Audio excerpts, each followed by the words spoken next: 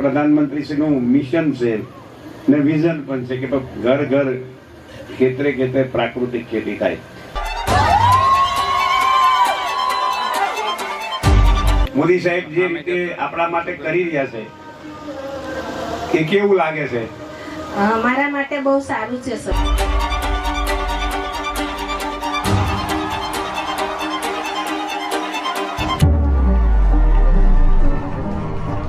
મારી પોતાની આવક વર્ષની 3 લાખ સુધીની આવક છે.